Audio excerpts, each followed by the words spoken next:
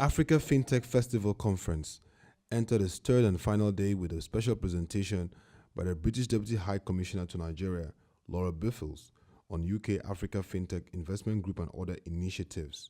Why is the UK interested in Nigerian and African fintech? Well, at its heart, fintech can help, must help, and will help to deliver some of our key objectives here in Africa.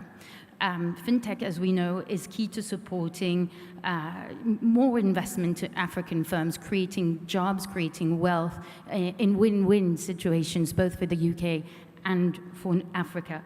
But second, of course, it's key to creating a better quality of life for poor people through increased access to financial services. And this is also at the heart of the UK government's policy through our Department for International Development. From a business perspective, of course, the UK is keen to help increase, broaden, deepen trade and investment between the UK and Nigeria. And as I've mentioned earlier, our Prime Minister, when she was here just a few months ago, announced that she wants to see the UK return to being the top G7 investor in Africa by 2022. And fintech is one of the very foremost sectors where we will want to be achieving this. This is because increasingly Africa is known as a source of game-changing innovations in mobile money and other financial technology. And we want to be part of that story. We want to be part of that story as investors, as business partners, as clients, as mentors, as all kinds of partners. Indeed, Africa has already leapfrogged the UK and the rest of the world in this market. And we should be clear that there are ideas emerging in Africa that would never have emerged in the UK. We want to invest in those ideas. But more than that, we want to make them work for us too. So we have our own problems in the UK that would benefit from some of the solutions that are being designed in Africa. Indeed, we have problems in financial inclusion. We have a parliamentary committee on exactly that, which found that 600,000 older people in the UK are financially excluded, and over half of our bank branches have closed in the last 30 years. So we too need to adapt, and we look to solutions from Africa, not just the other way around.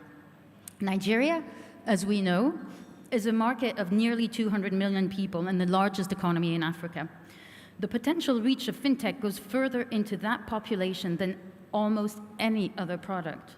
The world's greatest source of loans to foreign borrowers, the City of London, has taken great note of Nigeria and Africa in 2018. And if you don't mind indulging me for a moment, I'm going to roll out a few facts and figures and numbers. The industry, the fintech industry, is now worth around £7 billion in the UK. It employs over 75,000 people across the UK. That's actually more than in New York and Silicon Valley combined. How can we come together to make it work for us both across Africa and the UK?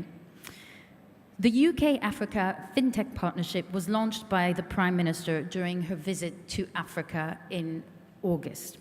It has three main pillars. First, seed funding to new fintech startups in Africa.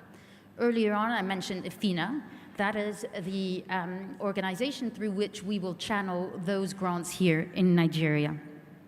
Second pillar, the UK's Financial Conduct Authority will work with African regulators to jointly create the regulatory environment that promotes innovation and international cooperation. And indeed, conversations have started between the FCA and the CBN here in Nigeria on that effect. And last, and perhaps most exciting, a new UK-Africa fintech partnership is being set up. And we want to really support this group and accelerate it and be creative and incredibly ambitious in what it wants to do. We want to accelerate the building of linkages between fintech industries in the UK, identify investment opportunities, joint ventures, other partnerships between the UK and African fintech communities. We want to think about coaching and mentoring, two-way, I should say, and we want to work with regulators and direct regulators and governments to think what needs to change. Earlier on, we were talking about tax regimes, for example, and this is something that we can take up as part of this partnership. As you all know, the UK has a long history of commerce, innovation, and investment in partnership with Nigeria. As we prepare to leave the EU, we are even more determined than ever to focus on this, to be outward-looking, to be internationally minded, and to focus on deepening our trade. And fintech is at the heart of that. And the fintech frontier, we believe, is something that we can push together. I'm happy to say that the UK team across the whole of Africa is expanding. We're going to have a significant uplift in our staff numbers across all of our missions in Africa. And that's particularly the case here in Nigeria. So there'll be many more people working for the UK government here in Lagos on what we call prosperity, which is economic development, growth, trade, commercial relationships. And we're going to have a team working to my colleague Richard Sandel here, focusing on financial services. So watch this space. In the next few months, we're going to go from strength to strength and make the vision that I've just described a reality. It followed a significant milestone in the fintech journey in Africa, with the official signing of a memorandum of understanding between the Africa Fintech Network and Fintech Council UK, which is to broaden the scope of fintech education amongst AFN members. In his presentation on use cases of fintech in Nigeria, Mr. Salami Abolore, CEO of Ribi Finance, shared the 3 areas that will shape fintech in the country. Government, banks, we need to come together as a system to understand that this is a new revolution. The same way we had the mobile revolution, stealing from Dyer's notes. The same way we had the mobile revolution, the fintech is a new type of revolution. And we all need to come together to see how to apply those solutions to the most basic need of Nigerians. Distribution is key to that. And of course, scale and income. My closing slide. And this is what I said are the 2 most important things I think are going to happen. Number 1, in financial services. And number 2, in changing the lives of Nigerians through fintech, in terms of the use case of fintech. USSD. USSD is going to become, is already starting to become, and it's going to become so advanced. It's a 1995 or so technology, but it's the most important technology in Nigeria today. Most important technology in Nigeria today is USSD.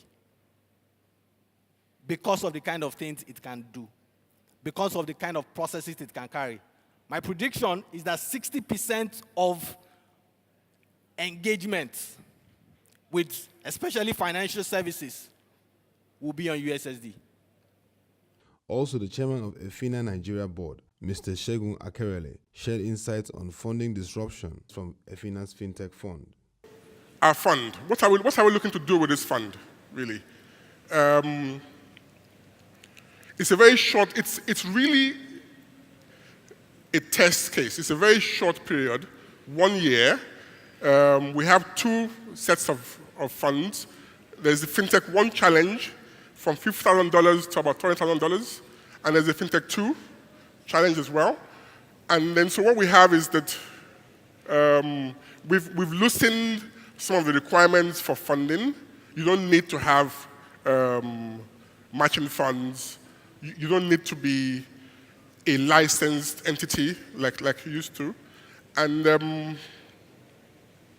we're looking to support the development of technology that will ease access to finance for the poor.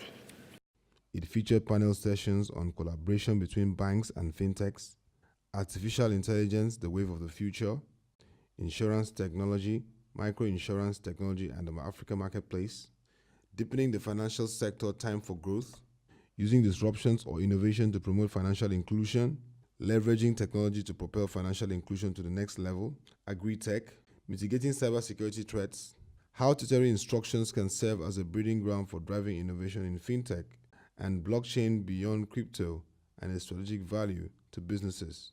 Highlight of the event was the Startup Challenge Finals, with Fint Nigeria Emerging the overall winner.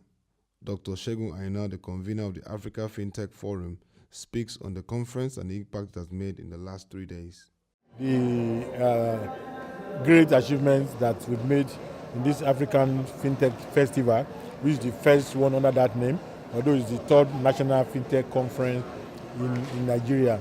Apart from the main conferences, the sessions, and so on and so forth, we've seen a lot of benefits that is going to come out of this. new friends have been made, new partnerships have been made, not only by the various national fintech associations and African Fintech Network and our national body, but even by businesses. People representing businesses have been able to interact with people of like mind, have been able to see new opportunities for partnership, because the world of innovation and fintech is all about collaboration. When we talk about financial services, there has to be collaboration between the tech community, the startup community, and the users of those services, the banks, insurance companies, the capital market operators, and so on. Even the regulators. Everybody is represented here, and people are able to compare notes, to learn about good practices, and make new friends, which will translate into better benefits coming. Because for me, that was a major takeaway. When you have people coming from probably about 25 countries, not only in Africa, but other parts of the world, coming from different perspectives, different experiences to share, and so forth, it's been wonderful. And that for me is the major benefit. Of course, the fallout of some of those things are the formal things that we're able to do. The first meeting of the UK Africa Fintech Innovation Group, which was put together by the UK DFID, where we had a successful meeting that is creating new partnerships between UK and Africa. We've also had the official takeoff of the African Fintech Network, with countries from Africa supporting each other to be able to develop the ecosystem and make things happen.